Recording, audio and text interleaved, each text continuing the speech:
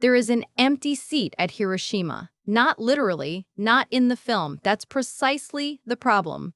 In Christopher Nolan's Oppenheimer, the most celebrated film of 2023, the winner of 7 Academy Awards, including Best Picture, the film that a generation of critics declared a moral masterpiece, a serious engagement with nuclear responsibility, a grown-up reckoning with the darkest chapter of American scientific history.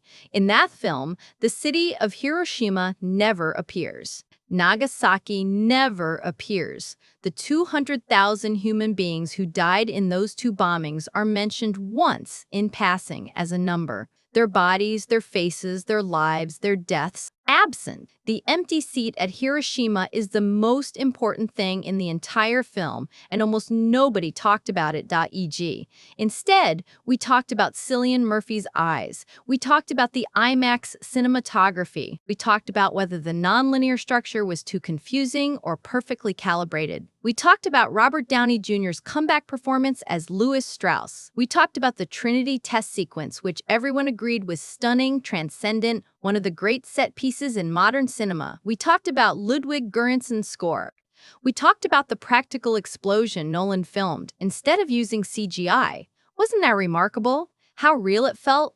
We talked about whether Oppenheimer was Nolan's best film or just his most important one. We talked about Cillian Murphy, his cheekbones, his stillness, the way he carries the weight of the world, the weight of the bomb in his remarkable face. We talked about everything except the 200,000 people who were killed.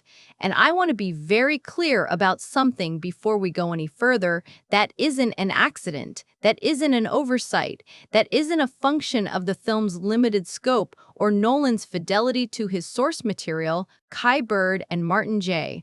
Sherwin's Pulitzer Prize-winning biography, American Prometheus, or a sensitive artistic decision to avoid exploitation of Japanese suffering. What that systematic, structural, intentional absence of victims represents is the film's core project, and its core failure, and its core brilliance all at once. Oppenheimer is not a film about the atomic bomb. It is a film about the man who made it, and that distinction, which everyone treats as a neutral artistic choice, is in fact the most consequential moral decision made in a mainstream American film in decades. Everyone treats Oppenheimer as a moral reckoning. It is not. It is a seduction. Here's the conventional reading, the one that filled the pages of every major film publication in the summer of 2023, the one that's congealed into critical consensus. Christopher Nolan has made a serious, morally complex film about Robert Oppenheimer, the father of the atomic bomb, the theoretical physicist who led the Manhattan Project, the brilliant, tormented man who helped end World War II and was then destroyed by the same government he served. The film is a tragedy, critics said, a meditation on scientific responsibility, an indictment of McCarthyism, a portrait of a man who gave America its most terrible weapon and was repaid with paranoia, political persecution, and the stripping of his security clearance. The film takes Oppenheimer's guilt seriously. Look at the hallucinations, the vomiting, the weight Murphy carries in his eyes. Nolan made a film that asks hard questions about scientific ethics, about the relationship between knowledge and responsibility, about whether a scientist can or should say no. That reading is not wrong. It is simply insufficient to the point of being dishonest. Here's what Oppenheimer actually is.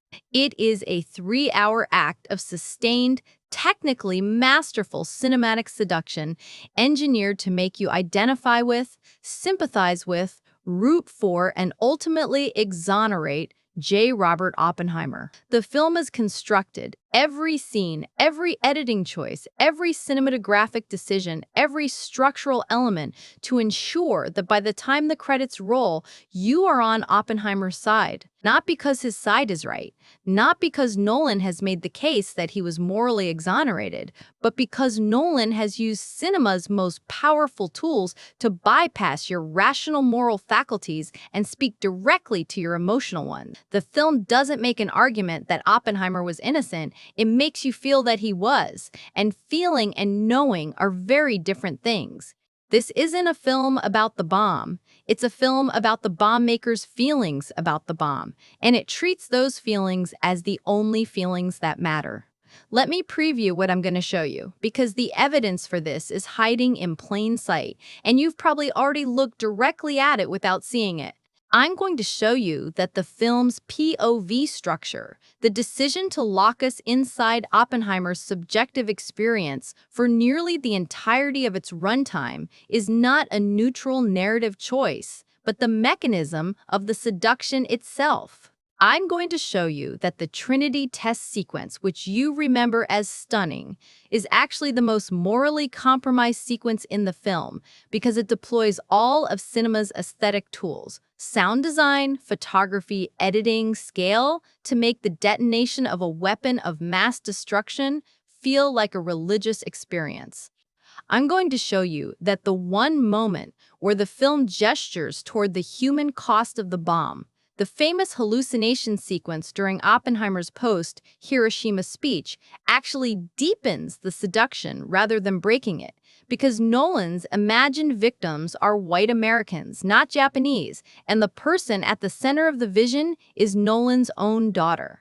I'm going to show you that the film's entire second half is structured to make you furious at Louis Strauss and fight emotionally for Oppenheimer's vindication. Not because Oppenheimer deserves your emotional labor, but because the film engineers it. And I'm going to show you that the ending, which critics praised as profound and sobering, is in fact the film's final and most devastating act of self-exoneration. It turns mass murder into a philosophical problem about chain reactions and leaves the 200,000 dead exactly where they've been for the entire film. Nowhere. The stakes of this argument are not academic. When Oppenheimer was released in July 2023, it arrived at the precise cultural moment when Silicon Valley was experiencing its own Oppenheimer moment, a phrase that Sam Altman, CEO of OpenAI, had been deploying for years, having explicitly compared the Manhattan Project to the ambitions of his AI company, and having paraphrased Oppenheimer's justification for the bomb. Technology happens because it is possible. Altman even shares Oppenheimer's birthday. The film arrived when the most powerful people in the most consequential industry in the world were using Oppenheimer as their patron saint, their model for navigating the ethics of building potentially catastrophic technology. And the film gave them exactly what they needed: a portrait of a brilliant, tortured man who built the thing that could destroy the world, suffered beautifully about it, got persecuted for his trouble, and was ultimately portrayed as a victim rather than a perpetrator. The Oppenheimer seduction is not just about cinema. It's about how we, right now, in 2026, tell the story of technological accountability, and we're getting it catastrophically wrong. Nolan didn't make a film about whether Oppenheimer was guilty. He made a film that makes you wish he wasn't. That's the trick. That's the seduction. And recognizing it is the first step toward watching the film honestly, which is to say, watching it in a way that acknowledges the 200,000 people in that empty seat. Let's talk about what you actually saw. The most important thing to understand about Oppenheimer is that it is, structurally, a film told from inside a man's head. The color sequences, the golden, warm, memory-saturated photography that comprises the majority of the film, are explicitly labeled as fission, Oppenheimer's subjective perspective. The black and white sequences are labeled fusion and represent the objective perspective, Louis Strauss's Senate confirmation hearing, which is reconstructing events from outside Oppenheimer's point of view. This is not subtle. Nolan announces the structure in the film's first minutes. What he doesn't announce, because he doesn't need to, is the implication that for the vast majority of this film's runtime, the world you are watching is filtered through the perspective of J. Robert Oppenheimer himself. This is the mechanism of the seduction at the structural level. Not at the level of any single scene, but at the level of epistemology, the way the film constructs what counts as real. Think about what that means. The objective narrative in this film, the B&W, the fusion, the thing the film frames as the external factual reality, is a Senate hearing about one man's security clearance. That's the film's idea of objective reality. Not the death toll in Japan, not the testimony of survivors, not the historical record of what the bomb actually did. The film's objective frame is a mid-1950s Washington political proceeding about whether a man should have a government ID badge. And the film's subjective frame, the golden, intimate, cinematically magnificent, emotionally overwhelming version of reality, is J. Robert Oppenheimer's memory of his own life, filtered through his own need to make sense of his choices, his own narrative of victimhood and martyrdom and tortured genius. The film has given you two versions of reality. Both of them are about Oppenheimer.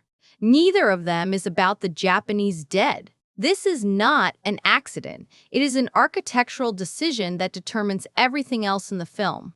Once you understand that the film has structured reality itself around Oppenheimer's subjectivity, every subsequent element, the beautiful photography, the magnificent score, the bravura performance, the emotional manipulation of the hearing sequences, is revealed not as craft-serving story, but as craft-serving self-exoneration.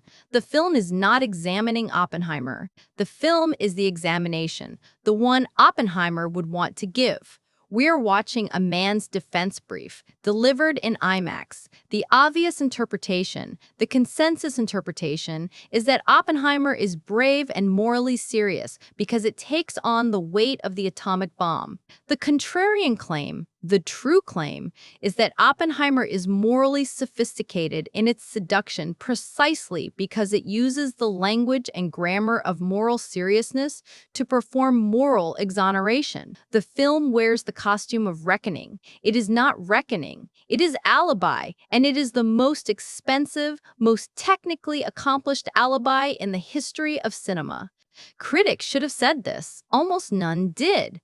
The New York Times called it an astonishing, agonized, morally serious epic. Roger Ebert's site gave it 4 stars, praising its profound humanism. The critical consensus, as aggregated on Rotten Tomatoes and replicated in 1,000 individual reviews, was that Oppenheimer was exactly what cinema should do when confronting historical atrocity. Take it seriously, give it weight, show the human cost of monumental decisions. Rarely was it noted that the film shows almost none of the human cost, that the 200,000 dead are not humanized, that the film's emotional energy is entirely, comprehensively, structurally committed to making you feel for one man. That man is not Japanese. Those critics were watching a seduction and describing it as a surgery, which brings us to what I'm actually arguing here and why it matters beyond film criticism. Oppenheimer is a masterpiece. I want to be clear about that because the argument I'm making is not that the film is bad. It is emphatically not bad. It is one of the most technically accomplished films of the decade. Cillian Murphy's performance is extraordinary. The Trinity test sequence is genuinely one of the great filmmaking achievements of modern cinema. The editing is virtuosic. The structure, whatever its moral implications, is formally brilliant. The film is a masterpiece, and masterpieces can be complicit. In fact, the masterpiece quality is inseparable from the complicity. The seduction works because the film is so good. If the film were mediocre, if Murphy's performance were flat, if the Trinity test were underwhelming, if the score were generic, the seduction would fail. We would watch from a safe distance. We would notice the absent Japanese. But because the film is extraordinarily good, it pulls us so deep inside Oppenheimer's interiority that noticing the absent Japanese requires actively fighting the film's formal machinery. Most people don't fight it. Most people, including most film critics, simply feel what the film wants them to feel, which is sympathy, identification, and ultimately a kind of protective love for Jay. Robert Oppenheimer, that makes accountability feel like an assault on something precious. That is the seduction. That is what I'm going to prove. Module by module, scene by scene, technical choice by technical choice. Watch what actually happens when you watch Oppenheimer. Watch yourself watch it. Notice who you root for. Notice what you fear. Notice what makes your stomach drop. Is it the thought of 200,000 people dying in a flash of light? Or is it the thought of Oppenheimer losing his security clearance? Be honest. The film has already answered for you. The evidence for the seduction thesis is not hidden. It is everywhere. It is the film's structure, its aesthetics, its emotional architecture, its systematic choices about what to show and what to withhold. The challenge is not finding it.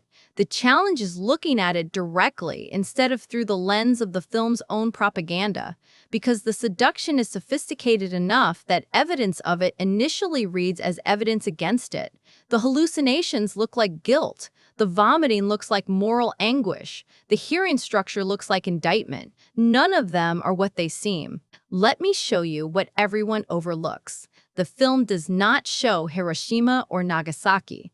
It does not show the aftermath. It does not show a single Japanese civilian in any meaningful way.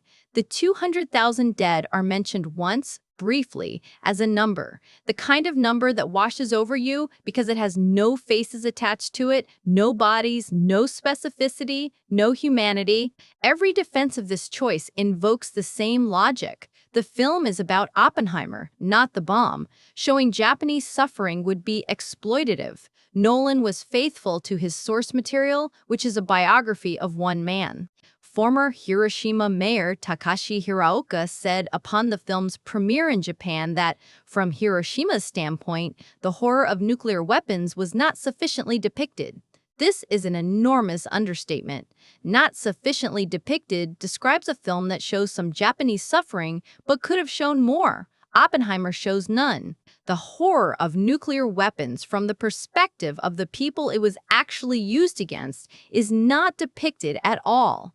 But the critical point is not just the absence of Japanese victims, it's what fills that absence. The closest thing the film offers to a vision of the bomb's human cost is the hallucination sequence during Oppenheimer's post-Hiroshima speech at Los Alamos. This is the moment that critics most often point to as evidence of the film's moral seriousness. Oppenheimer, giving a triumphant speech to his cheering colleagues, suddenly imagines the crowd transformed into burn victims, their skin peeling, the light of the bomb consuming them.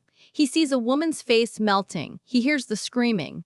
He looks down and sees another woman, young, white, with burned, devastated skin.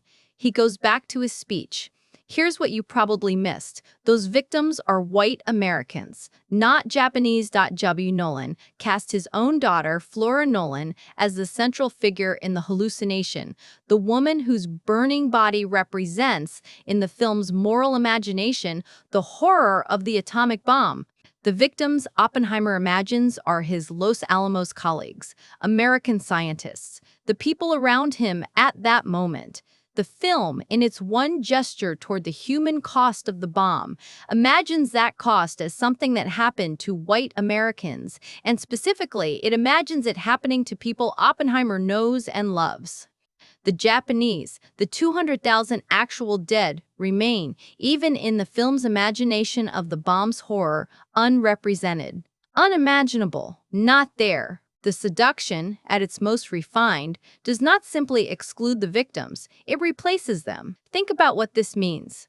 The film is not being neutral about Japanese victimhood. It is not simply declining to represent it, which would itself be a significant choice. It is actively substituting American victimhood in its place.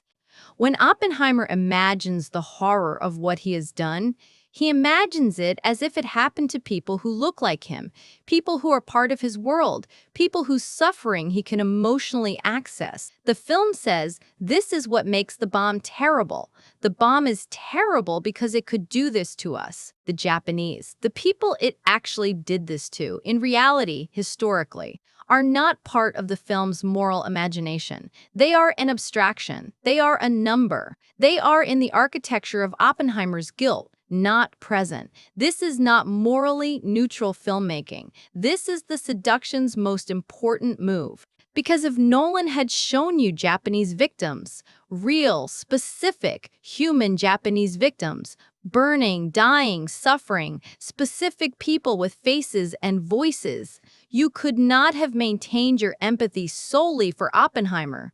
The film would have ruptured. You would have felt the counterpoint. The cognitive dissonance would have been too great. The seduction would have failed.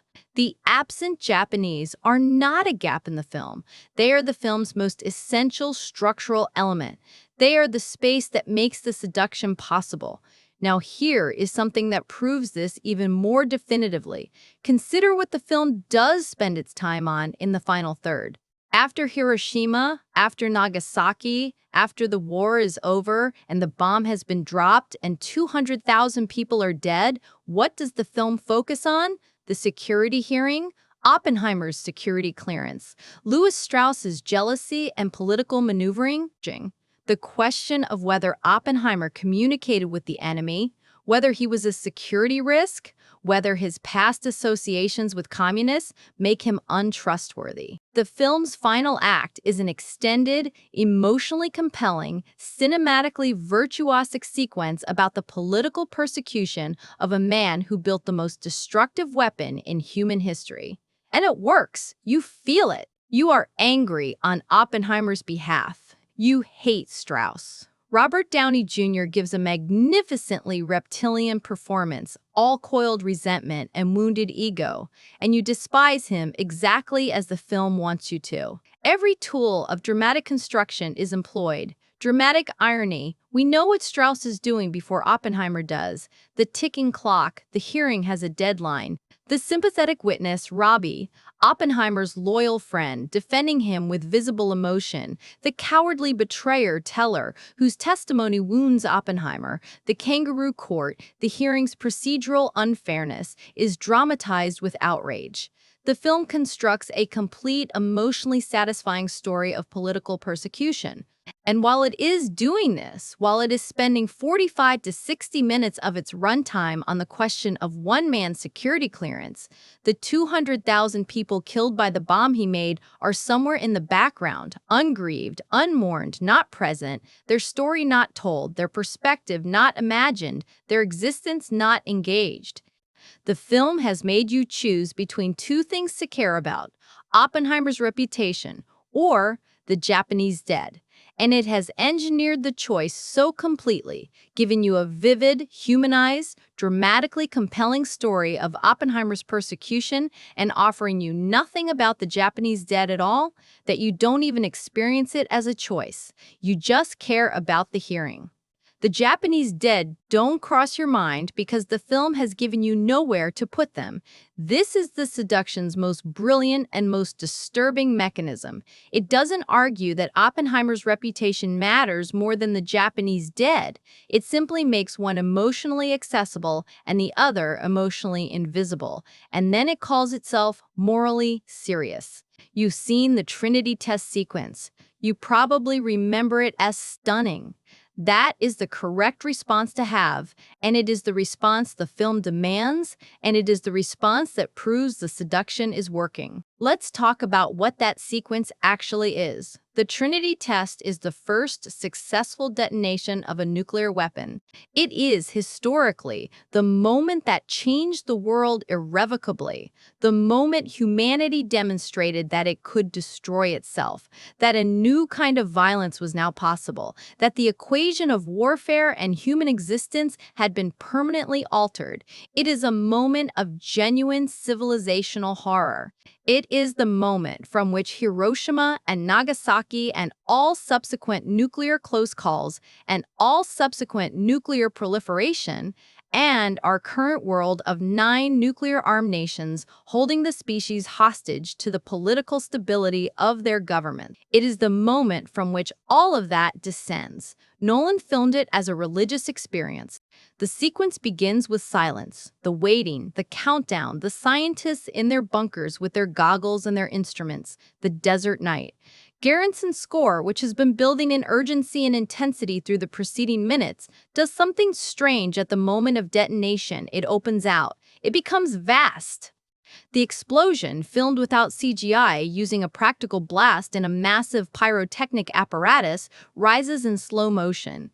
The fireball blooms. The shockwave spreads. The colors, that extraordinary orange and gold and red, that visual language of sunsets and transcendence and beauty, fill the frame. Murphy's face, in close-up, in IMAX, watches with his characteristic stillness, and the score swells. It swells with something that is unambiguously meant to evoke awe, transcendence, sublimity. The feeling the film creates at the moment of the Trinity detonation is the feeling of witnessing something magnificent. This is the aestheticization of mass murder. I want to be precise about what I mean. I am not saying that Nolan should have made the Trinity test ugly or small or uncinematic. I am saying that the specific aesthetic language he chose, the language of transcendence, of religious experience, of the sublime, is a morally loaded choice that does specific work in the seduction. The bomb arrives not as horror, but as wonder. It arrives as proof of human capability, as evidence of what a great man has achieved, as the visual correlative of, "Now I am become death, the destroyer of worlds," which Oppenheimer will intone in voiceover, drawn from the Bhagavad Gita, the film's central verbal motif, the line that frames Oppenheimer as a man who has touched the divine. The Bhagavad Gita framing is itself one of the seduction's most sophisticated moves. The film opens with Oppenheimer's voice. "When I was a boy, I read the Bhagavad Gita for the first time. I knew then that the world was not made of atoms. It was made of stories." This is not an accurate or philosophically sophisticated engagement with the Bhagavad Gita, but it is extremely effective as a seduction tool. It immediately places Oppenheimer in the tradition of the great philosopher-poets, the people who think in myths, who live at the intersection of the scientific and the transcendent. It says, this man is not merely a physicist. He is a figure of mythological proportions. He reads ancient texts. He thinks in stories. He is the kind of person who, when he builds a weapon that could destroy the world, reaches for Sanskrit. And it works. Of course it works. The man who quotes the Bhagavad Gita at the moment of the Trinity detonation is not a man who has just helped kill 200,000 people. He is Oppenheimer as Arjuna, the reluctant warrior on the field of Kurukshetra, the man who must do terrible things because the universe demands it of him. The mythological framing is the oldest form of moral self-exoneration available. I didn't kill them, the cosmos did. The Trinity test scene ends. The scientists cheer. Oppenheimer smiles, that rare, devastating smile. And the film has done something that should disturb us profoundly. It has made us feel the same awe, the same triumph, the same mythological wonder. We are not watching the birth of a weapon that will kill 200,000 people. We are watching the birth of a god, and we are glad. Now I am become death. The line everyone remembers from Oppenheimer, the line on every poster, the line that Murphy delivers with perfect, shivery gravity. This is deployed as the film's climactic verbal moment. It occurs during a scene of sex between Oppenheimer and Jean Tatlock, the communist activist and psychiatrist he had an affair with, and it is breathtakingly staged. The sentence arrives like a thunderclap.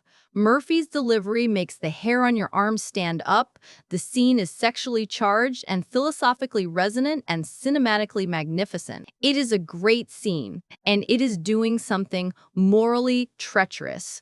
What "now I am become death" does, in the specific context in which Nolan deploys it, is to transform Oppenheimer's relationship to the bomb from builder-murderer to vessel profit. He has not made the bomb has made him. He is not the agent, he is the channel through which death itself moves in the world. The Sanskrit frame removes Oppenheimer's agency by inserting his actions into a cosmic narrative in which he is not the decision maker, but the instrument. The destroyer of worlds is not a physicist who chose to build a weapon of mass destruction. The destroyer of worlds is death itself, moving through history, using Oppenheimer as its vehicle. This is one of the most ancient forms of moral self-exoneration. Every war criminal in history has some version of this narrative. I did not choose this. I was chosen. History demanded it. The cosmos required it. I was merely the instrument. The film does not examine this self-exoneration. It endorses it aesthetically, emotionally, cinematically. When Murphy says, "Now I am become death," and Göransson's score reaches its peak of transcendence and the IMAX frame fills with that magnificent face, you are not being invited to critique the man's relationship to his own agency. You are being invited to believe in it. You are being seduced into sharing his mythology of himself. This proves the thesis. The seduction operates most powerfully not through narrative manipulation, but through aesthetic hijacking. The film takes the aesthetic language of the sublime, the language we associate with beauty, transcendence, spiritual experience, and attaches it to mass murder, not because it wants to critique that association, but because it wants you to feel it, to live it. To experience the bomb as Oppenheimer experienced it, as awful in the old sense, in the sense of awe, full of awe, terrible and magnificent at once.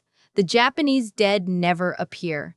The aesthetic of the sublime is reserved for the weapon, not its victims. The film's defenders will point to the guilt, always the guilt. Look, they'll say, Murphy is extraordinary in conveying it.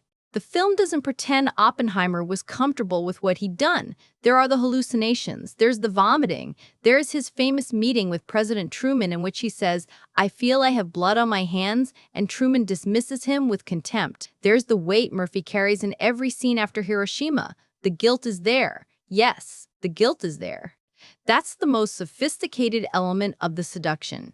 The guilt in Oppenheimer functions as inoculation. It does not invite the audience to condemn Oppenheimer.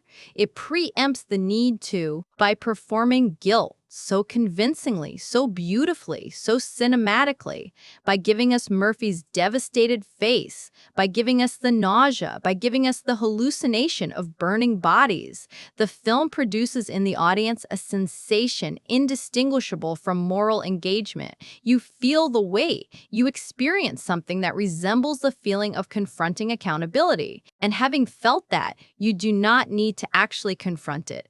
The film has given you the emotional experience of reckoning without the substance. You feel as if you have grappled with the moral problem. You have not. The clearest example of this mechanism is the post-Hiroshima speech scene, which is also the most discussed scene in the film. After the bombs drop, Oppenheimer gives a triumphant speech to his colleagues at Los Alamos. The scientists are celebrating. The patriotic fervor is at peak intensity. And Oppenheimer, Murphy, conveys this with extraordinary economy, is somewhere between elated and devastated, between the public performance of triumph and the private knowledge of what he's done. The hallucination happens in the middle of the speech. He looks out at the cheering crowd and for a moment he sees them burning. A woman collapses, skin melting.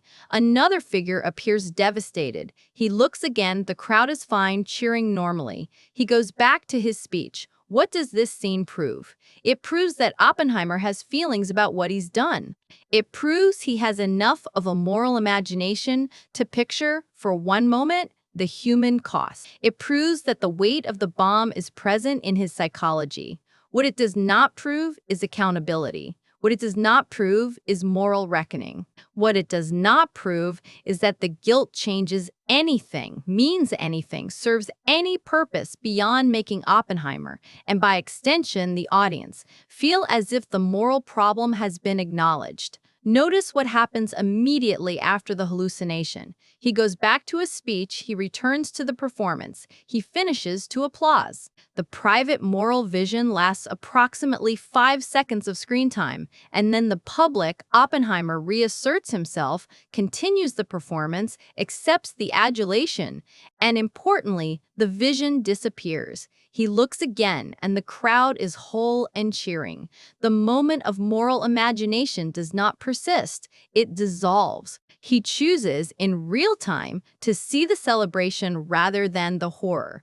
This is the film accurately depicting Oppenheimer's psychology, a man who had the capacity for moral imagination but repeatedly chose not to use it when it conflicted with his need for recognition and purpose. Fine, the film is depicting this accurately, but the question is, how does it frame this choice? Does it invite you to judge Oppenheimer for choosing the celebration over the horror? Does it make you feel the weight of that choice as a moral failure? No, it makes you feel the weight as tragedy. It makes you feel that Oppenheimer is a great man trapped between his greatness and his humanity. The framing is sympathetic. The choice to return to the speech is not framed as cowardice or moral failure or the operation of ego over ethics. It is framed as the unbearable burden of being J. Robert Oppenheimer. You don't condemn him for returning to the speech. You ache for him. That aching is the seduction at work. The Truman scene confirms this. Oppenheimer meets with Truman and says, "I feel I have blood on my hands." Truman, played with contemptuous dismissiveness, responds by handing him a handkerchief and saying something to the effect that the blood, if there is any, is on Truman's hands as the decision-maker, not Oppenheimer's as the scientist. He then, after Oppenheimer leaves, calls him a crybaby. The scene is devastating. It makes you furious at Truman. It makes you feel Oppenheimer's humiliation and his moral seriousness as something that is being cruelly dismissed by a small-minded politician. Here's what you probably didn't notice. The scene is almost entirely from Oppenheimer's point of view. You share his humiliation. You feel Truman's contempt as something unjust. The film frames Oppenheimer's "I have blood on my hands" as sincere, meaningful moral engagement that is being dismissed by a callous leader, which means the film has made you think, Oppenheimer is right, he does feel the weight, and he's being mistreated for feeling it. But "I feel I have blood on my hands" is not accountability. It is a performance of accountability, one that places the feeling in the first person, "I feel," rather than making a factual claim about moral responsibility, "I am responsible." And it is a performance that Oppenheimer deploys in a context where it serves his purposes, where it distinguishes him from the merely political, Truman, where it allows him to claim the moral high ground of guilt over the political ground of decision-making. Truman is right, in a narrow sense, that the decision to drop the bomb was his. Oppenheimer's "blood on my hands" is, in its way, a reaching for the moral weight of the decision as a way of claiming ownership of its gravity, which is not the same as accountability for its consequences. The film doesn't see this. It can't see this because it's locked inside Oppenheimer's perspective, and from inside Oppenheimer's perspective, the guilt is real and the dismissal is unjust. But that's precisely the limitation and the seduction. We're so deep inside his head that we adopt his framework. His guilt feels real to us because it feels real to him, and that's not the same as it being adequate to the reality of 200,000 dead.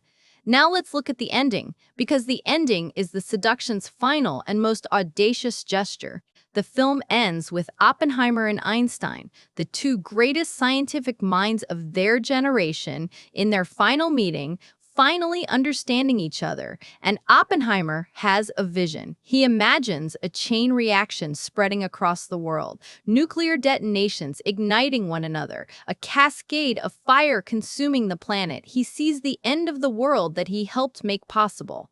And Einstein, or his memory of Einstein, confirms he had set this in motion. The final image of the film is cosmic, vast, abstract, the chain reaction spreading, the fire consuming everything, the end of the world as a vision of implication rather than reality.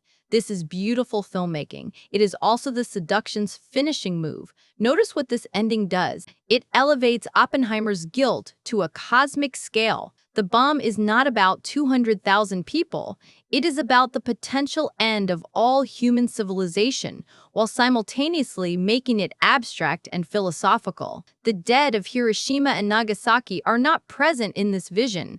They have been superseded by the abstract horror of nuclear annihilation as possibility. The film ends not with a reckoning with what actually happened, the specific historical deaths of specific historical people, but with a meditation on what might happen in some future nuclear catastrophe. The actual victims are replaced by the conceptual victims of a hypothetical apocalypse. This is a very old and very effective rhetorical move. Scale up until the specific crime disappears into the abstraction of civilizational risk. The 200,000 dead of Hiroshima and Nagasaki are not relevant to the question of nuclear apocalypse in the same way that any individual crime becomes irrelevant in a sufficiently grand philosophical frame. The film has been building toward this. Transform the specific into the abstract. Transform the crime into the condition. Transform the perpetrator into the prophet of his own consequences. Oppenheimer doesn't end with Hiroshima. It ends with the apocalypse he made possible, which is, from a certain angle, a more serious engagement with nuclear responsibility. But from the angle I'm asking you to look from, it is the film's most effective final act of exoneration. Because if the bomb is really about the end of all human civilization, then the 200,000 people who died in 1945 are merely the beginning of an abstract horror. They are the first chapter, not the whole story. And first chapters can be forgiven in the context of chapters yet to be written. The empty seat at Hiroshima, which I opened with, is still empty at the end of the film. The seduction is complete. The objections to everything I've just argued are obvious. They are the objections of intelligent, film-literate people who watch the same film I'm describing and reach completely different conclusions. They deserve serious engagement. Not dismissal, not a quick paragraph and a move on. These counter-arguments are the strongest available defense of the film as moral reckoning, and I want to give them their full weight before showing you why they don't ultimately hold. Counter-argument 1. The film does show Oppenheimer's guilt, and guilt is the point. This is the most common defense, and it's the one I've already begun to address. The argument runs, of course the film is sympathetic to Oppenheimer. It's about his moral struggle, and moral struggle requires sympathy. The hallucinations, the vomiting, the weight Murphy carries, the Truman scene, these are evidence of genuine moral engagement, not the performance of it. The film doesn't say Oppenheimer was right. It shows a man living with what he did. That is a valid and serious artistic choice. There's real merit here. If Oppenheimer were simply a triumphal hagiography, a film that celebrated the bomb maker without reservation, that treated the bomb as pure achievement, that ignored guilt entirely, it would be a simpler and more obviously problematic film. The fact that it takes guilt seriously as a subject is a mark in its favor. Murphy's performance is not a performance of someone who thinks he was right. It is a performance of someone living in the aftermath of a choice whose weight he cannot escape. But here is what that argument overlooks. Guilt in the film's architecture is not a critique of Oppenheimer. It is his redemption. The guilt is what saves him, not morally, but narratively. It is what separates him from the politicians, Truman, who is not guilty, from the military, Groves, who is not guilty, from the right-wing ideologues, Strauss, who is certainly not guilty about Oppenheimer. The guilt is Oppenheimer's distinguishing virtue. It is the thing that makes him the sensitive, intellectual, morally serious man the film loves. And this is the problem. When guilt becomes a virtue rather than a consequence, when the fact of feeling bad becomes the evidence of moral seriousness rather than the beginning of accountability, guilt is no longer functioning as an ethical category. It is functioning as a character trait. Oppenheimer is guilty the way Oppenheimer is brilliant. It's part of what makes him magnificent. The victims of the bomb don't need Oppenheimer to feel bad. They need the film to show them. His feelings about them, however sincere and however movingly performed, are not a substitute for their presence in the film's moral imagination. And the film consistently, systematically substitutes his feelings about victims for the victims themselves. That substitution is the seduction. Look at how much this man suffers about what he did is not the same moral engagement as look at what he did. The film shows the former. It does not show the latter. And that choice, however sophisticated, however emotionally complex, however brilliantly acted, is an act of omission that serves Oppenheimer's self-narrative rather than challenging it. Counter-argument 2. Not showing Japan was a responsible artistic decision. This is the most defensible counter-argument, and it's the one Nolan himself has gestured toward when he's addressed the criticism at all. The logic is, depicting the suffering of Japanese victims for a Western audience in a Western film without Japanese perspectives or Japanese involvement in the production risks turning real atrocity into spectacle. It risks the poverty porn problem. Using the suffering of others as emotional fodder for your story without the authority to represent that suffering responsibly. Better to acknowledge the absence and keep the film's scope focused than to represent Japanese victimhood inadequately. This argument has genuine force. The history of Western cinema representing non-Western suffering is not a proud one. The exploitation concern is real. And there is something to be said for a film that stays within the bounds of what it can honestly represent, rather than reaching for a representation it doesn't have the authority to make. But watch what happens when you follow this argument to its conclusion. If the justification for not showing Japanese victims is that Nolan doesn't have the authority to represent their suffering, then what is the justification for spending 180 minutes representing Oppenheimer's suffering? If the problem is perspective and authority, only those with direct connection to an experience can represent it responsibly. Then, a white British director making a film almost entirely about the interiority of an American physicist should arguably also be cautious about claiming authority over that experience. The authority argument, applied consistently, would counsel restraint about the whole project, but it's not applied consistently. It's applied selectively. The constraint of, I don't have authority to represent this, is applied to Japanese victims and not to Oppenheimer. The result is a film that has one perspective, his, and calls the absence of other perspectives a principled artistic decision. That's not principle, that's convenience. Moreover, the exploitation argument contains an implicit assumption that should be examined, that showing Japanese suffering in a mainstream American film would inevitably be exploitative, that there is no non-exploitative way to include Japanese perspectives. This assumption does a disservice to the capabilities of filmmakers and the intelligence of audiences. Films have found ways to represent atrocity with specificity, humanity, and respect. Schindler's List is an imperfect but genuine attempt at this. Come and See is a devastating one. Grave of the Fireflies shows what it looks like to represent the Japanese experience of World War II with absolute, uncompromising humanity. The choice to not show Japanese victims is not the only responsible choice. It is a responsible choice. And when it is the choice made by an American filmmaker about American crimes against Japanese people, the directional politics of that choice deserve scrutiny. Here's the critical test. If the film's justification for excluding Japanese perspectives is respect and authority, why do the victims in Oppenheimer's guilt hallucination, the film's one visual gesture toward the human cost of the bomb, appear as white Americans? If the constraint were truly about not having the authority to represent Japanese suffering, the film would not have replaced it with imaginary American suffering. It would have left the absence as absence. Instead, it substituted American victims, which are presumably within the film's authority, for Japanese ones.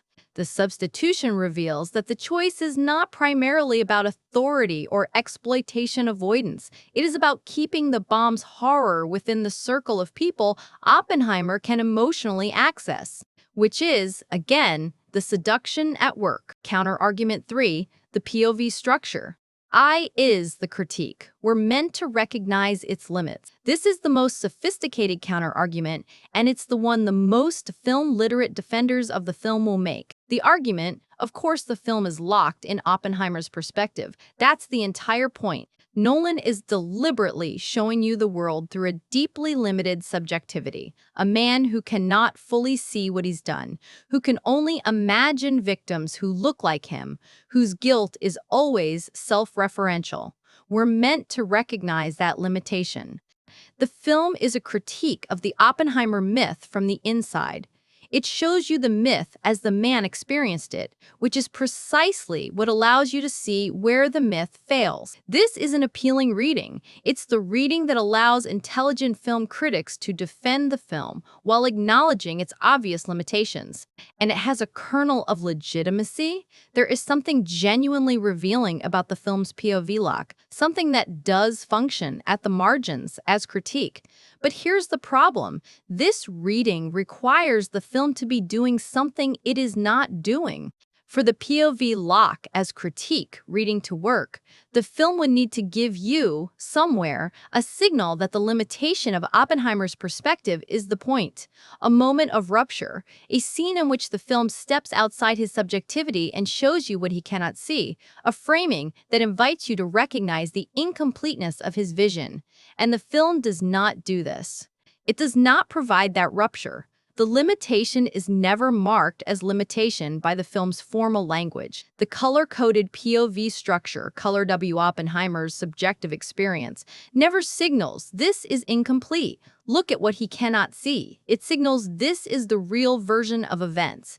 The B&W objective timeline is a Senate hearing, not a Japanese perspective. The film has no outside. There is no vantage point from which Oppenheimer's perspective is shown to be inadequate.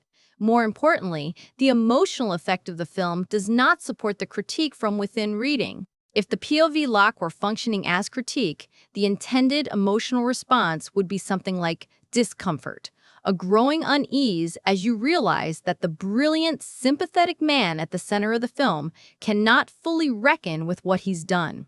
You would feel the absence of the Japanese as a moral failure, as a limitation of vision that implicates the protagonist. But that is not what audiences feel. Audiences feel sympathy. Audiences feel the hearing is unjust. Audiences root for Oppenheimer. The emotional effect of the film is not, this man's perspective is dangerously incomplete. It is, this man is a sympathetic, complex, brilliant figure who suffered for his greatness. If the critique requires the audience to do work that the film does not invite them to do, it is not the film doing the critique. It is individual critics doing the critique, using the film as raw material. That's legitimate. That's what criticism is for. But we should be precise about who is doing the work. The seduction thesis says, the film seduces. The critique from within reading says, the film critiques. I'm saying the film seduces, and individual critics perform the critique in its absence. The difference matters because 99% of the audience watching Oppenheimer not as a PhD dissertation subject, but as a cinematic experience, does not do that critical work. They feel what the film makes them feel, and what it makes them feel is sympathy. Counter-argument 4. Nolan was adapting American Prometheus. It's a biography of Oppenheimer, not the bomb, the scope defense. The film is based on a biography about one man's life. Of course, it centers his perspective. That's what a biography is. You can't hold the film accountable for not being a different film. A film about the Japanese experience, a film about nuclear policy broadly, a film about the full human cost of the Manhattan Project. Oppenheimer is a film about Oppenheimer. Stay in your lane criticism is the laziest criticism. Sure, you could read it that way, but The scope defense works when a film is not making claims beyond its scope. American Prometheus is a biography of Oppenheimer, but it is also a biography that explicitly and extensively engages with the Japanese experience, with survivor testimony, with the moral dimensions of the bomb's use, with the perspective of critics who challenge the Hiroshima decision. The source material engages more broadly with the moral landscape than the film does. Nolan selected from American Prometheus the elements that serve the biopic from within approach. That's a creative choice, not a constraint. Moreover, Oppenheimer presents itself as a morally serious engagement with nuclear responsibility. It does not present itself as a narrow biographical study. The marketing, the critical reception, the Oscars campaign, the film's own self-presentation through Nolan's interviews, all of this places the film in the tradition of serious moral cinema, cinema that wrestles with the biggest ethical questions. When a film invites that moral engagement, when it presents itself as the kind of film that deserves serious moral consideration, it opens itself to exactly the kind of moral scrutiny I'm performing. The scope defense only works for films that never claim to be about more than they show. Oppenheimer claimed to be about more. It isn't. That gap is the argument.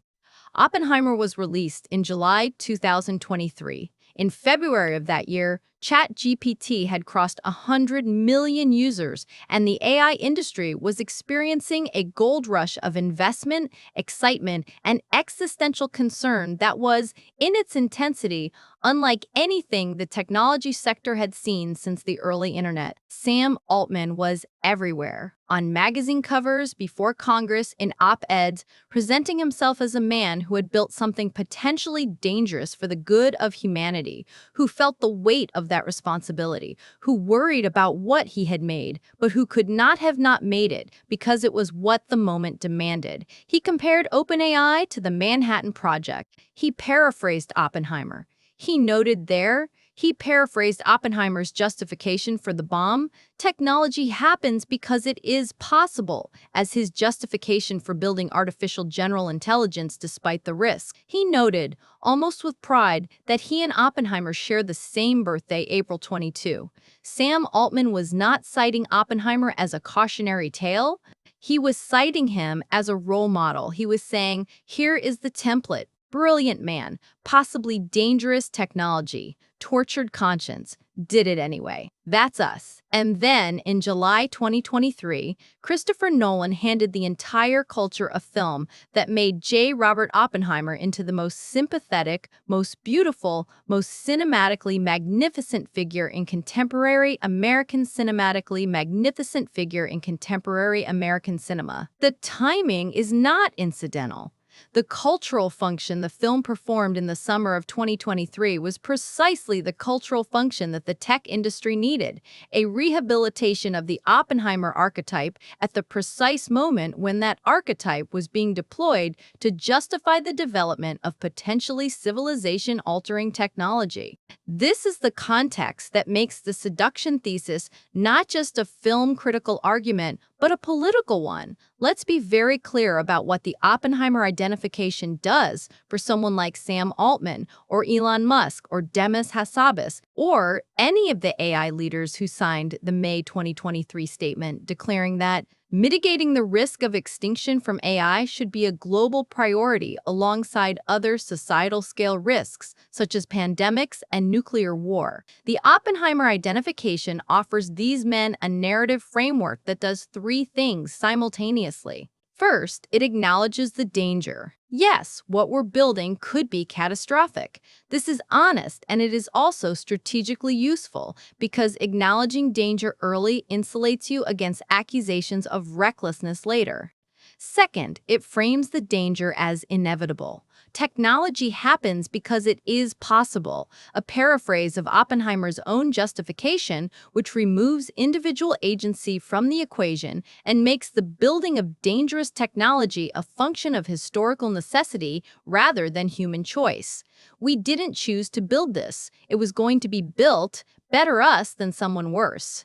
Third, it claims the moral high ground of tortured conscience. We know what we're doing might be terrible. We suffer about it. We are not callous technocrats, but sensitive, brilliant, morally serious people who agonize over the implications of our work. This suffering is our virtue.eu. Recognize this? This is exactly the structure of Oppenheimer's self-narrative in the film. Danger acknowledged. Inevitability claimed. Guilt performed as virtue. The film doesn't critique the structure, it validates it. It says, yes, this is what it looks like to be a great man who builds terrible things. This is the tragedy of genius. The suffering is real and it is sufficient. It isn't. For Oppenheimer, it wasn't sufficient. For Altman, it isn't sufficient either. And Nolan's film, by spending 180 minutes making the suffering feel sufficient, making the guilt feel adequate, making the tortured conscience feel like a full moral accounting, is performing a cultural service that extends far beyond cinema. It is legitimizing a template for technological unaccountability. It is saying, with all the authority of the most technically accomplished film of 2023, the man who builds the thing that might destroy the world but suffers beautifully about it is a hero, not a perpetrator, not someone who owes us accountability, a hero. This is the cultural stakes of the seduction thesis. It's not academic. In 2026, as AI systems become more powerful, as the tech industry continues to navigate the ethics of building potentially dangerous technology, as more Sam Altmans and Elon Musks and Demis Hassabizes reach for the Oppenheimer identification, the question of whether we have a cultural framework that romanticizes technological unaccountability or one that demands it is not a question about film criticism. It is a question about the future. The Oppenheimer identification is not new. It is the most recent incarnation of what we might call the Promethean complex, the deep, mythologically resonant American narrative about the brilliant individual who steals fire from the gods, suffers for it, but ultimately redeems humanity through the gift of forbidden knowledge.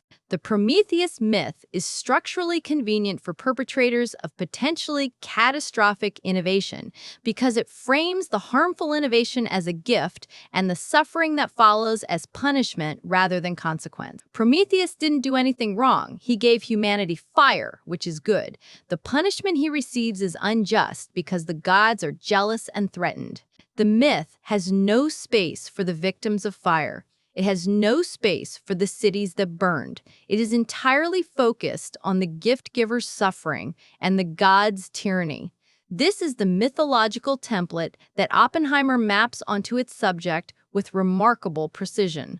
Oppenheimer Prometheus, the bomb fire, the American people, and humanity the recipients of the gift. Jet, the government, the security apparatus, Lewis Strauss, the jealous gods punishing the gift giver, the Japanese dead absent from the myth because the Promethean template has no structural space for the people who were harmed by the fire. The Promethean myth is so deeply embedded in American self-understanding that activating it in a film about Oppenheimer requires almost no effort. It was already there. Oppenheimer himself reached for it. The Bhagavad Gita references, the destroyer of worlds, framing, all of this is his own self-mythologizing. What Nolan does is validate it rather than examine it. The film adopts the Promethean frame without irony. The suffering of the god's punishment, the security hearing, is presented as tragedy, as injustice, as the cost of greatness. The question of whether the fire should have been given, whether Prometheus should have done it, is structurally unavailable in the film's frame because the myth doesn't ask it. The film doesn't ask it either. There's a counter-narrative available.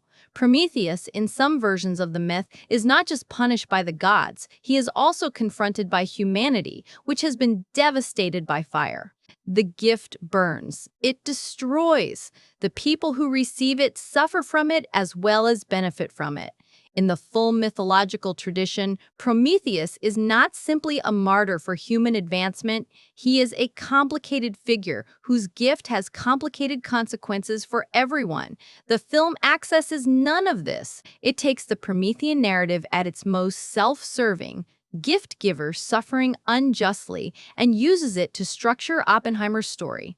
The result is a film that deploys the oldest available Western self-exculpatory narrative in the service of its protagonist's self-exoneration. And it does so at a cultural moment when that exact narrative is being used by the most powerful technological actors in the world to justify their choices. Oppenheimer is not just a film about 1945. It is a mythological instruction manual for 2023 and beyond. Hannah Arendt's concept of the banality of evil, developed in her 1963 report on Adolf Eichmann's trial, was her attempt to understand how ordinary people participate in extraordinary atrocity without being extraordinary monsters.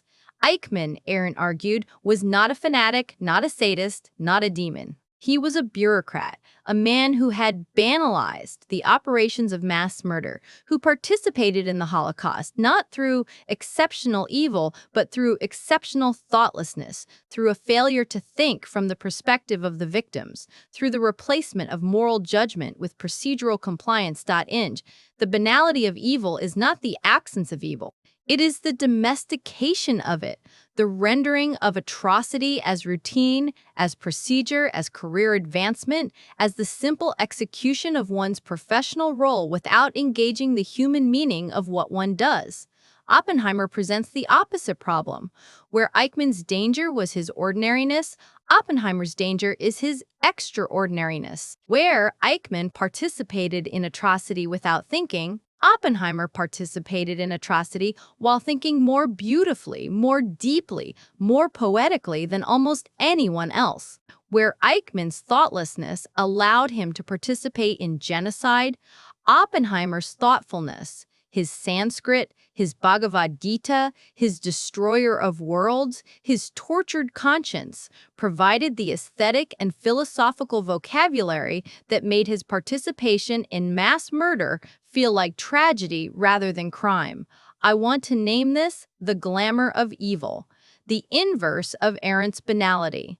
If the banality of evil describes how thoughtlessness enables atrocity, the glamour of evil describes how extraordinary thought, extraordinary sensitivity, extraordinary artistic and philosophical depth can be deployed in the service of atrocity's justification, not by preventing moral reflection, but by aestheticizing it, not by making atrocity banal, but by making it magnificent.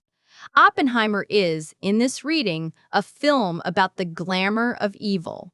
Not in the sense that it portrays Oppenheimer as evil. It explicitly does not.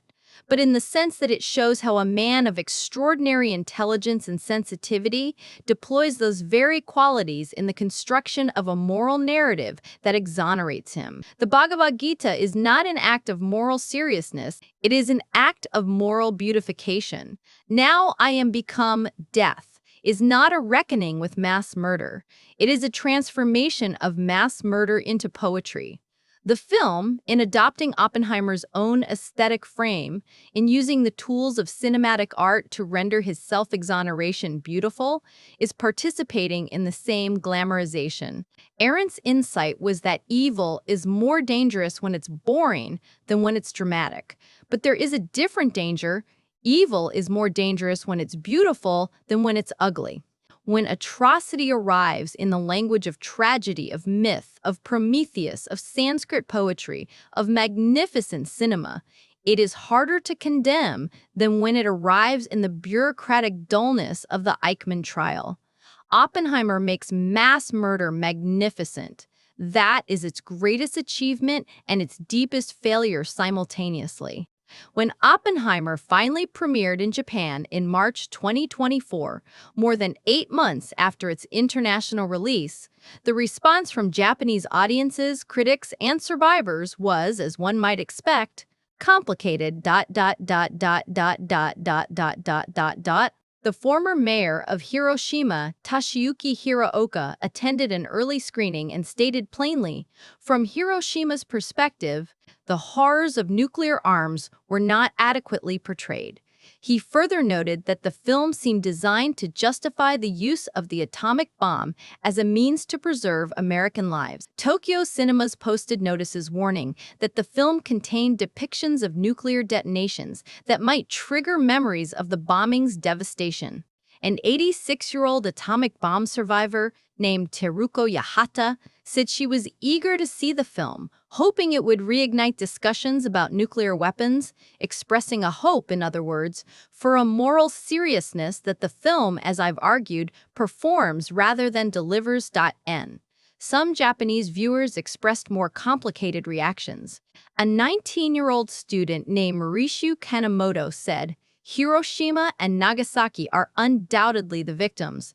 However, even though Oppenheimer was one of the creators, he too is a victim ensnared in the conflict." This is a generous reading, and it reveals something important. The seduction works across cultures. Even in Japan, even among people for whom the Hiroshima bombing is not an abstraction, but an intergenerational wound, the film's empathy engineering is strong enough to produce sympathy for Oppenheimer. The narrative infrastructure of brilliant man, tortured conscience, political persecution is powerful enough to extend sympathy to the man responsible for the bombing, even in the country most directly harmed by it. But the Hiroshima mayor's reaction is more significant. The film seemed designed to justify the use of the atomic bomb as a means to preserve American lives. This is not a reading of the film, it is a description of the film's structural logic, and it reveals the thing that American critics, by and large, failed to name. Oppenheimer is not a neutral biopic about a complicated man. It is embedded in a specifically American narrative about the bomb, a narrative that has, since 1945, centered American experience, American decision-making, American suffering, the projected suffering of lives that would have been lost in a ground invasion of Japan, and American guilt, while systematically marginalizing Japanese experience. That narrative has been contested in American historical scholarship for decades. Oppenheimer reproduces it in IMAX. The American memory of Hiroshima is a memory of moral complexity. Did we have to do it? Was it worth it? Could it have been avoided? Could the Japanese have surrendered without it? These are the questions that occupy American historiography and public discourse about the atomic bomb. They are all fundamentally questions about American decision-making. The Japanese memory of Hiroshima is not a memory of complexity. It is a memory of annihilation. 2 cities destroyed, 200,000 people dead, survivors with radiation sickness dying for decades afterward, a wound in the national consciousness that still shapes Japanese culture and politics. These two memories are not equally represented in Oppenheimer. The American memory of complexity, did we have to do it, is the film's moral universe.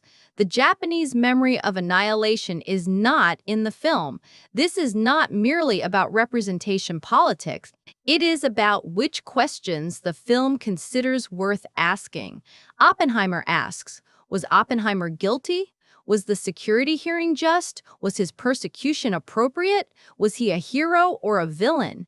These are all questions that have Oppenheimer at their center. The Japanese memory of Hiroshima asks a different question: what happened to us? That question does not appear in the film. It is not available in the film's moral universe. The seduction requires that question to remain unasked, because if you ask it with real urgency, with real specificity, with real human faces attached to it, the seduction breaks. One more piece of context that deserves attention. Oppenheimer was released on the same day as Barbie, July 21, 2023, in what became the cultural phenomenon of Barbenheimer. 2 blockbusters so tonally opposite that seeing both in the same day became a kind of event. The internet turned them into a meme, the pink and fluffy Barbie world next to the IMAX nuclear fire of Oppenheimer. Theaters sold combined tickets. People dressed in pink for the morning screening and somber clothes for the evening. It was a joke, and it was very funny, and it tells us something deeply revealing about how Oppenheimer was consumed.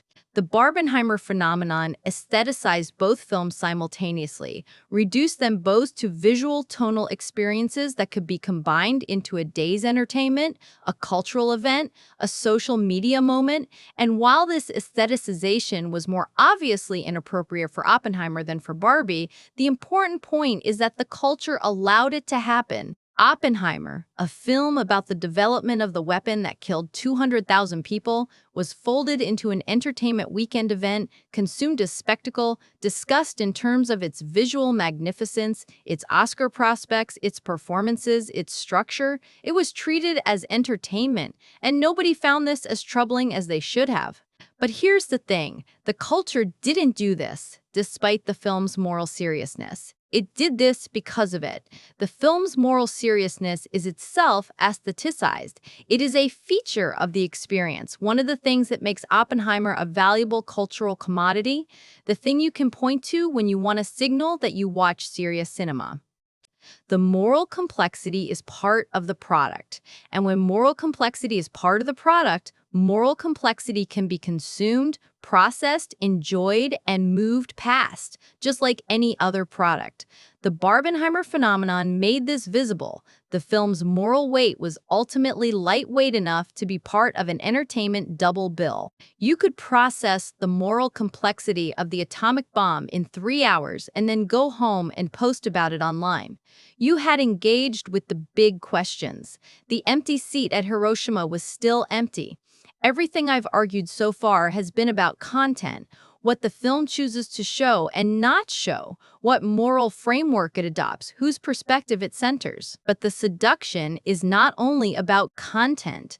The seduction is primarily about craft. It is the specific technical and formal decisions of Oppenheimer that make the seduction work, that make the content's moral architecture invisible by wrapping it in filmmaking so accomplished, so beautiful, so emotionally overwhelming that the architecture disappears beneath the experience.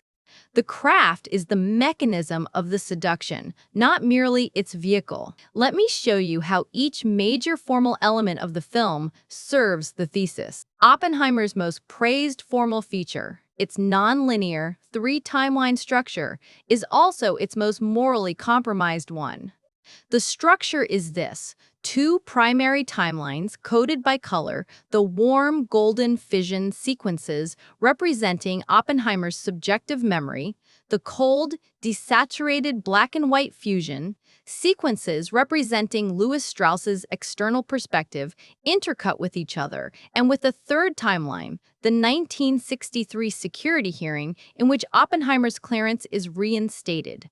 The nonlinearity creates suspense. We know from early in the film that a betrayal is coming, that someone at Los Alamos will wound Oppenheimer, and the film withholds the identity of this betrayer for dramatic effect. It creates complexity. The Strauss timeline reveals information about Oppenheimer's story that we don't have access to from Oppenheimer's own perspective, creating dramatic irony. It creates the feeling of a puzzle being assembled, one of Nolan's signature pleasures, dating back to Memento and The Prestige. All of this is technically impressive. None of it is neutral. The nonlinear structure is, at its core, a defense brief.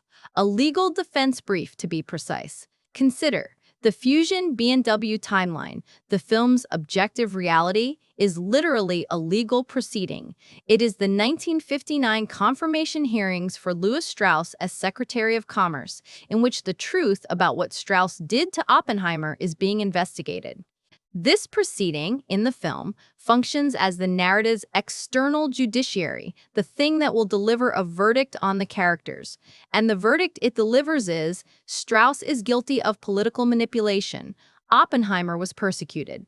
This is the film's objective conclusion, arrived at through the objective Fusion B&W narrative. The fission, color subjective timeline, meanwhile, is Oppenheimer's memory, his account of his own life, his own choices, his own experience of the events. It is explicitly labeled as subjective.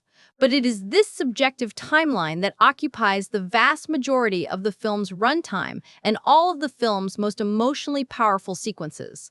The bomb. The Trinity Test. Jean Tatlock. The Los Alamos Years. Oppenheimer's private moral struggles. These are all presented in Oppenheimer's subjective timeline. Golden, warm, intimate, beautiful. Now think about what the structure achieves. The objective reality of the film, its ground truth, its judicial function, determines that Oppenheimer was wronged. The subjective reality. Oppenheimer's own memory is the emotional heart of the film, the engine of the seduction, the place where Murphy's face fills the IMAX frame. The structure says, here is the external verdict, Oppenheimer victim, and here is the internal experience, Oppenheimer complex, tortured, brilliant, suffering. Together, they construct a complete case for Oppenheimer's exoneration.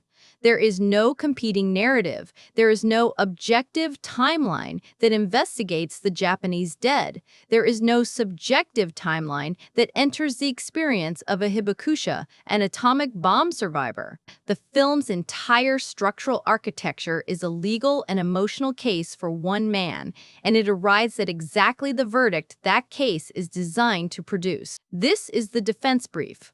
Every major feature of the nonlinear structure, the withholding of information, the gradual revelation, the emotional investment in Oppenheimer's perspective, the objective validation of Oppenheimer's victimhood is a feature of advocacy, not investigation. The structure feels complex. It is, in fact, simple. It is designed to win a case, and it wins it.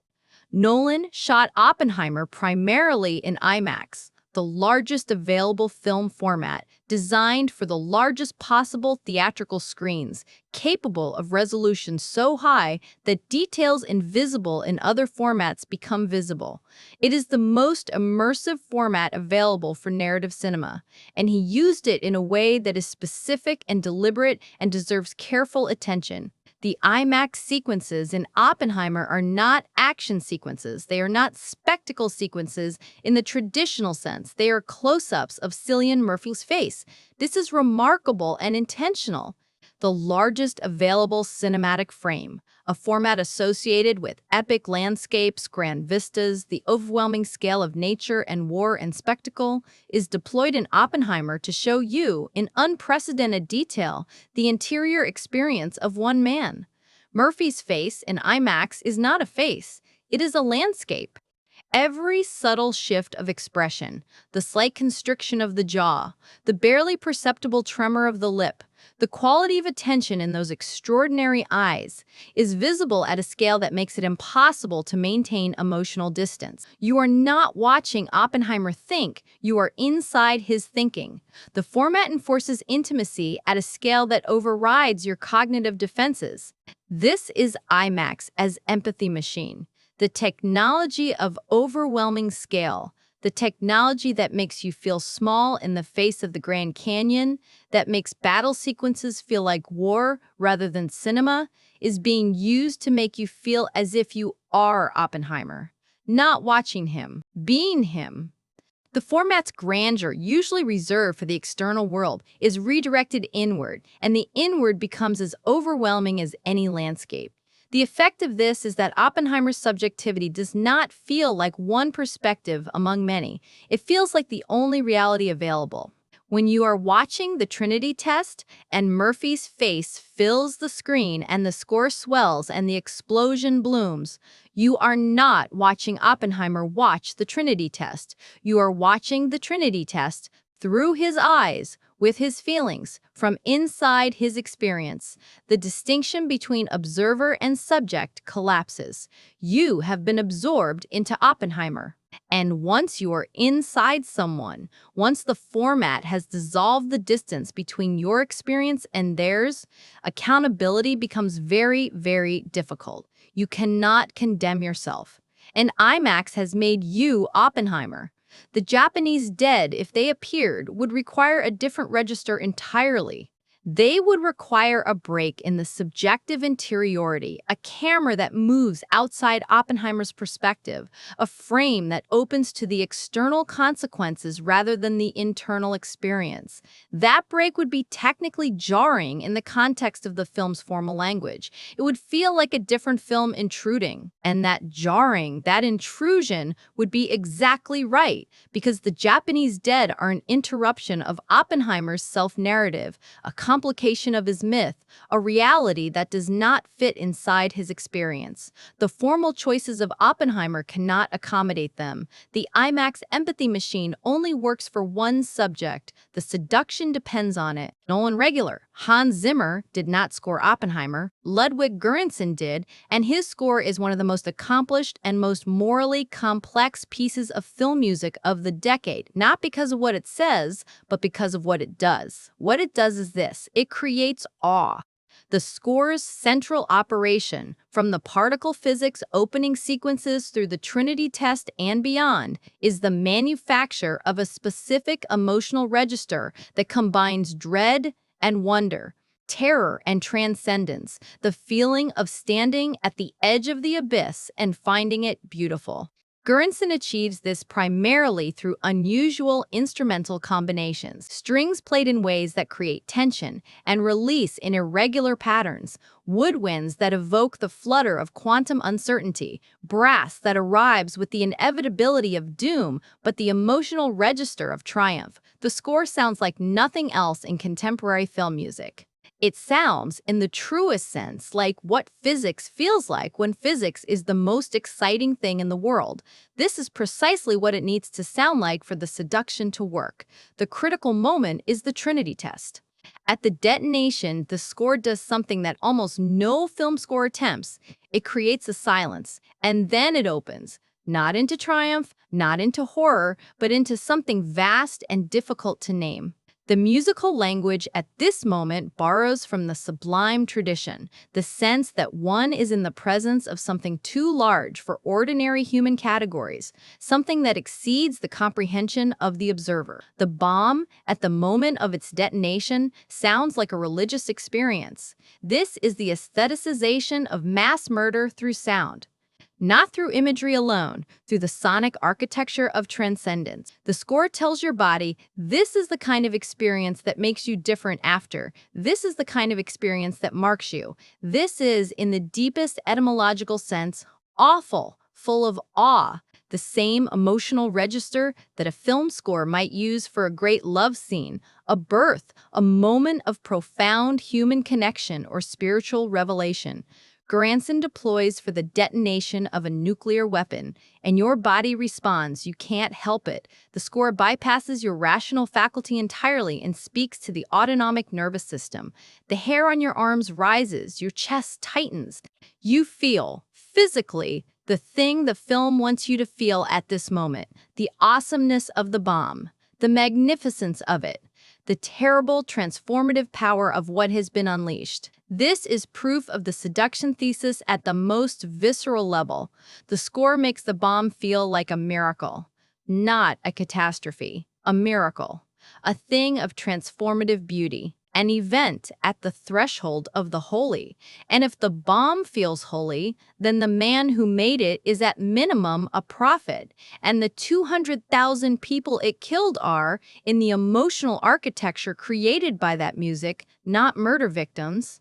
They are, if they exist at all in the emotional register of the film, casualties of something divine, the way people have always justified mass death in the name of the transcendent. One of the most widely praised decisions in Oppenheimer was Nolan's choice to film the Trinity test without CGI, using a real, practical explosion, photographic tricks, and physical effects to create the detonation sequence. The explosion you see in the film is, in some meaningful sense, real. Nolan and his team created an actual physical event and filmed it. E.g., The critical and popular response to this choice treated it as a mark of authenticity and integrity.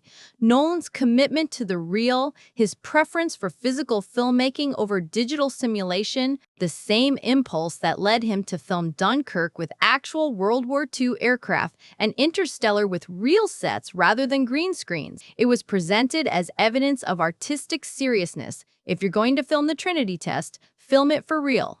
But there is another reading of this choice, one that the discourse around the film almost entirely missed. When you make the Trinity test real, when you replace CGI with an actual physical event, when you insist on practical effects so that what you're filming is a real explosion, real fire, real light, you are doing something very specific to the audience's relationship to what they're watching. You are removing the layer of obvious artifice that CGI carries.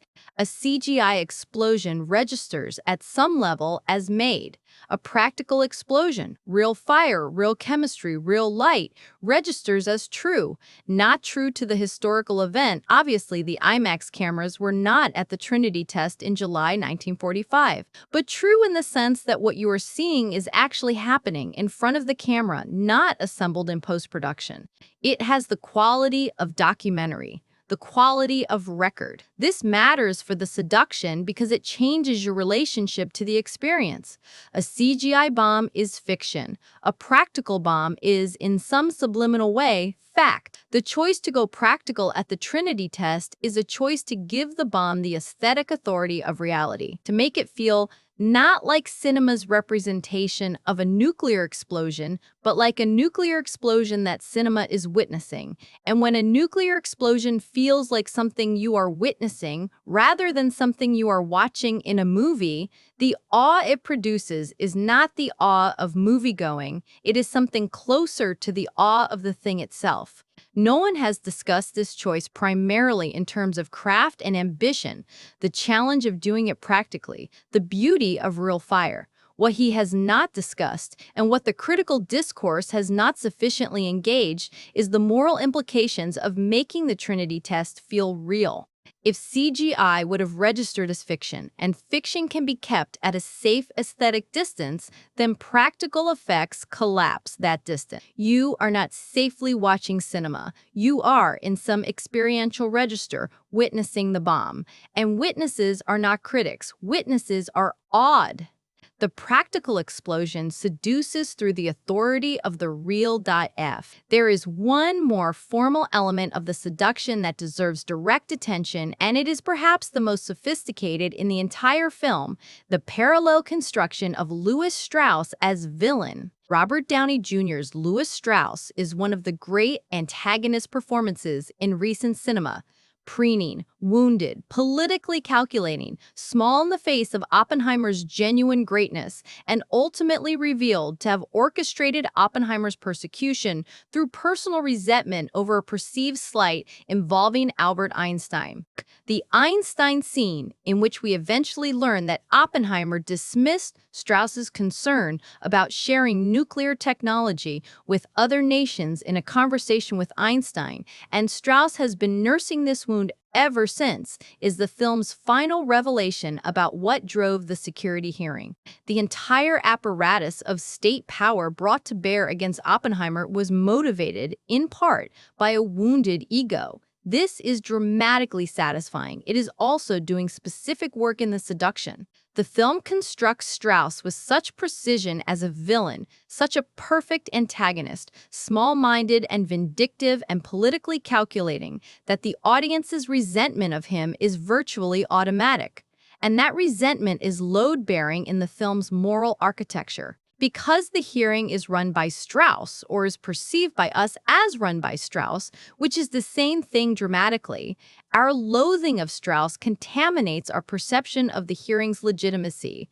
The security hearing looks, through the lens of Strauss's villainy, like a political persecution rather than a legitimate investigation. And if the hearing is a political persecution, then Oppenheimer is a martyr rather than a subject of accountability. Here's what you were not meant to notice. The security hearing was not only about Strauss. The concerns about Oppenheimer's loyalty, his past associations, his judgment, These were raised by multiple parties, motivated by various concerns, some of which were legitimate and some of which were paranoid. The hearing was a product of McCarthy-era excess, yes, but it was also a real proceeding that reflected real concerns about security and judgment that were not all reducible to one man's wounded ego.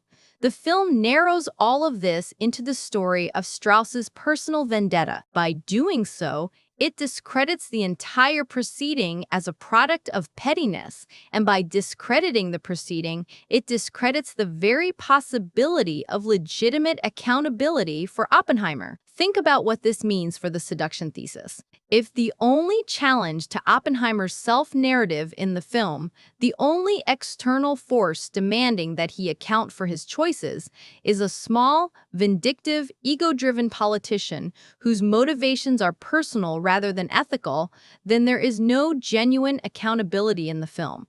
There is only persecution. And a man being persecuted is not a man being held accountable.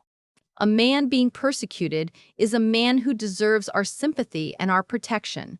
The Strauss architecture is the seduction's structural guarantee. By making Oppenheimer's antagonist a villain rather than a legitimate interrogator, the film ensures that the audience cannot engage in the hearing as a form of real accountability. They can only experience it as injustice. And once the only available form of accountability in the film is revealed as injustice, Oppenheimer is safe. The seduction is secure. Here's what I haven't said yet, because I've been building to it and it needed the foundation of 5 modules to land correctly. The seduction works because we want it to, not because Nolan tricked us. Not because we were naive or unsophisticated or insufficiently alert to the film's formal manipulations. We knew in some part of ourselves what was happening. We knew the Japanese dead were absent. We knew the Trinity test was presenting mass murder as sublime. We knew the hearing was engineered to make us feel Oppenheimer as a victim. We knew that now I am become death was self-mythologizing, deployed in place of self-examination. We knew, and we surrendered to it anyway. Because the surrender felt good.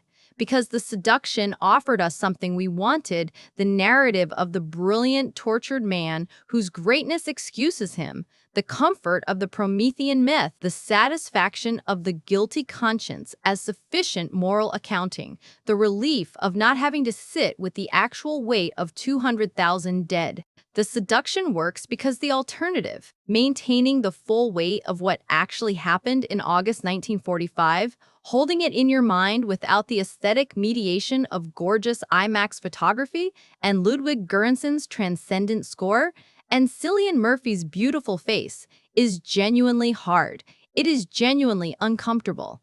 It requires you to sit with the specific, historical, unresolvable horror that cannot be made beautiful, cannot be rendered as tragedy, cannot be given the narrative shape of Promethean myth. 200,000 people died in unspeakable suffering. No amount of Sanskrit poetry makes that into anything other than what it is. The film doesn't ask you to do that. And you were grateful. This is what I mean when I say the complicity is mutual. Oppenheimer seduces us, but seduction requires willingness. Seduction requires that something in the seduced party wants to be seduced. And the evidence, the box office numbers, the critical reception, the 7 Oscars, the universal acclaim, the way the film entered the cultural conversation as a masterpiece of moral seriousness, suggests that we very much wanted to be seduced. We wanted a film that took the atomic bomb seriously enough to make it feel heavy and important, but not so seriously that it made us genuinely confront the victims. We wanted the weight without the rupture, the moral complexity without the moral cost, the seriousness without the discomfort. Oppenheimer gave us exactly that, and we called it a reckoning. Let's return to where this essay started. Sam Altman, OpenAI, the Manhattan Project comparison. Technology happens because it is possible. In 2025 and 2026, as AI capabilities have continued to advance, the Oppenheimer identification has become more entrenched, not less. AI leaders have continued to reach for the Oppenheimer template, the tortured genius, the necessary danger, the historical inevitability, as a moral framework for navigating questions about what they're building and why.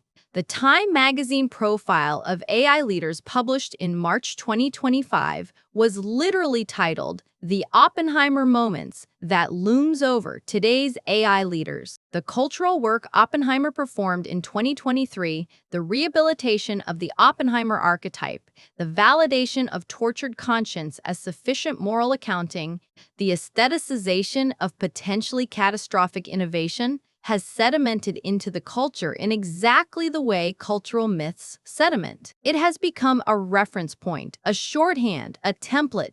Non. Here's why this matters for right now in 2026. The Oppenheimer template, as Oppenheimer the film validates it, says, brilliant people build dangerous things because brilliant people understand the historical necessity of dangerous things. Their conscience is troubled, their guilt is real, their suffering is genuine. This is what it looks like to be a great person at a great historical moment.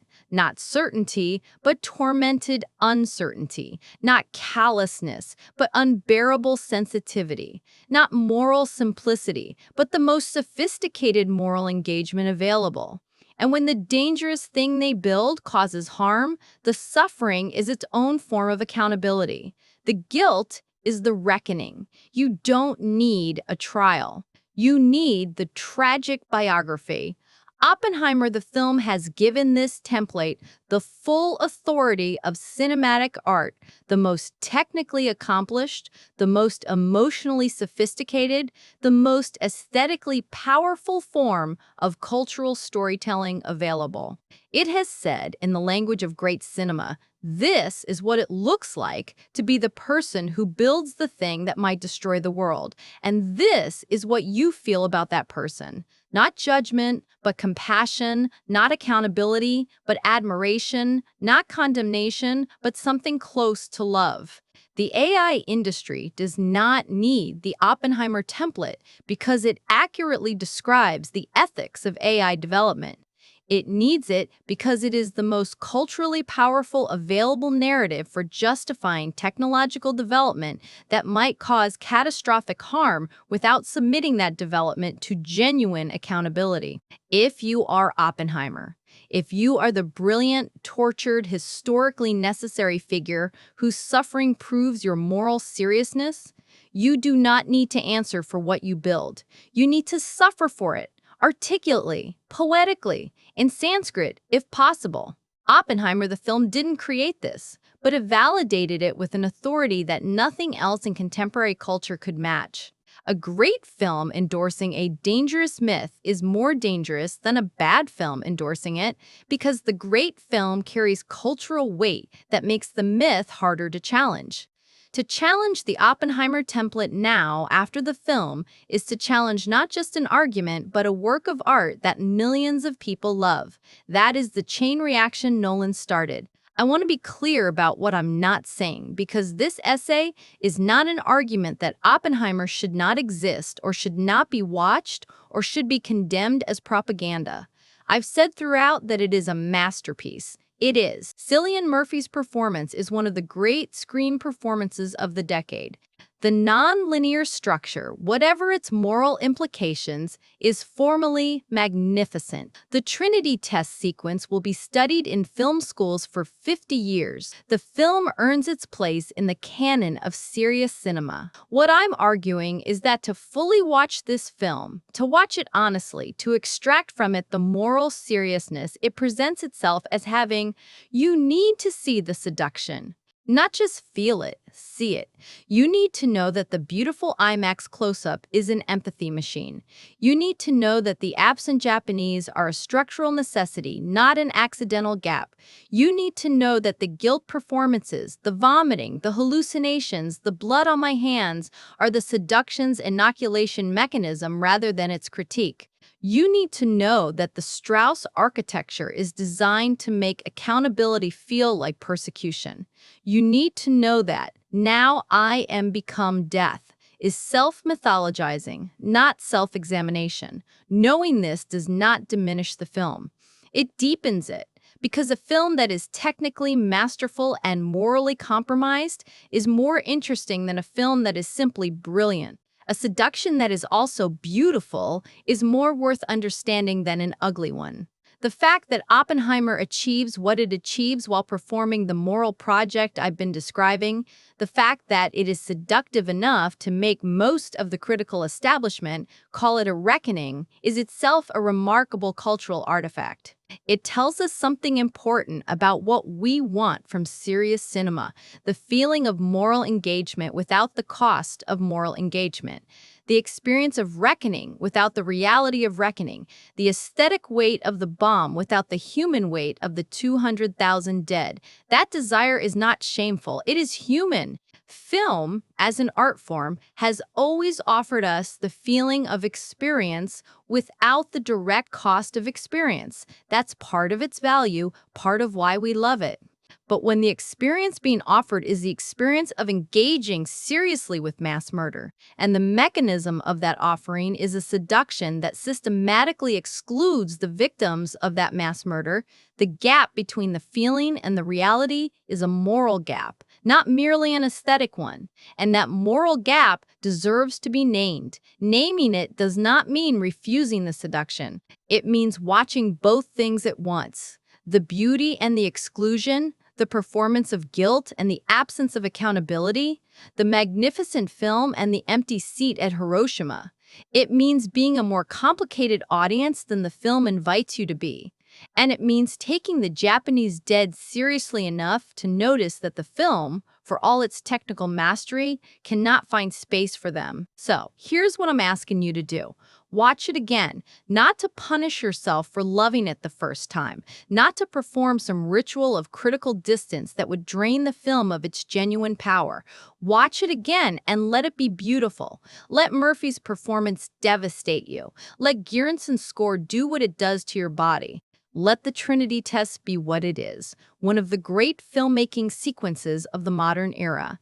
And while you're doing all of that, while you're being seduced, because the seduction will work again, it always works. Notice what you notice. Notice the first time Japan appears in the film. Really watch for it. Count the seconds. Measure the specificity. Is it a name, an abstraction, a number, a face? Notice the moment of the Trinity test and ask yourself, what am I feeling right now? Is this what you would feel watching footage of an actual nuclear explosion with specific knowledge of what it would be used for 2 months later? Or is this something else, something the film has manufactured through aesthetic choices that have nothing to do with the moral reality of what you're witnessing? Notice the guilt performances, the vomiting, the hallucinations, and ask, is this accountability? Is this what accountability looks like? Is this what 200,000 dead people deserve? Notice the hearing sequence and ask, am I angry at Strauss because what he did was wrong? Or am I angry at Strauss because the film has engineered me to be angry at him? And if the film has engineered my anger for legitimate dramatic reasons, using legitimate dramatic tools, what is that engineering doing to my ability to think about whether Oppenheimer should have been held more genuinely accountable than a 1959 Senate confirmation hearing? Notice, at the end, when Oppenheimer and Einstein have their final meeting and the chain reaction vision comes, notice that the people who die in that vision, the people who constitute the horror of the future Oppenheimer has made possible, are abstract. They are not Japanese. They are not even specific. They are the concept of humanity.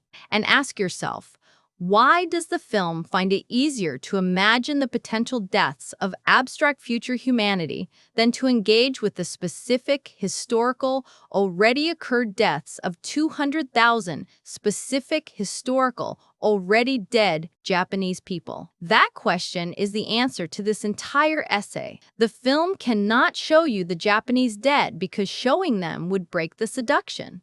And the film's function, its purpose, its achievement, its cultural project is the seduction.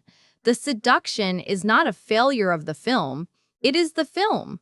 The most beautiful, most accomplished, most technically stunning thing about Oppenheimer is also its deepest moral problem, and that is worth sitting with, even at the cost of some of the pleasure, especially at the cost of some of the pleasure. There is a woman somewhere. There are thousands of women somewhere, most of them now dead, a few still living as hibakusha, atomic bomb survivors whose stories constitute the most devastating archive of the 20th century's worst day, who deserve to be in this film. Not as victims, not as objects of Western pity or Eastern horror, packaged for consumption by audiences who need their moral seriousness served with IMAX photography. As people, as specific, individual, fully human people whose experience of the morning of August 6, 1945 is as cinematically expressible as Oppenheimer's experience of the morning of July 6, 1945, whose faces are as capable of filling a frame as Cillian Murphy's, whose suffering is as filmically real as the Trinity test fire. She wasn't in the film, her seat was empty, and the most celebrated, most awarded, most technically masterful American film of 2023 won 7 Academy Awards in her absence, including Best Picture, and was hailed as a moral reckoning with the darkest chapter of the American century. And Sam Altman went on comparing himself to Oppenheimer, and the tech industry went on building what it builds with the comfortable knowledge that the culture had decided what to make of brilliant men who build terrible things, and it had decided beautifully, magnificently, in IMAX, to the sound of Ludwig Göransson's transcendent score, that they are tragic figures, not perpetrators, that they are Prometheus, that they are the destroyer of worlds, speaking in Sanskrit, and that is enough. It isn't. That's the real horror, not the bomb, not the chain reaction. The fact that the film about the man who built the bomb is, in the end, a film about the man who built the bomb and cannot find a single frame for anyone else. Watch it again. This time, notice who isn't there.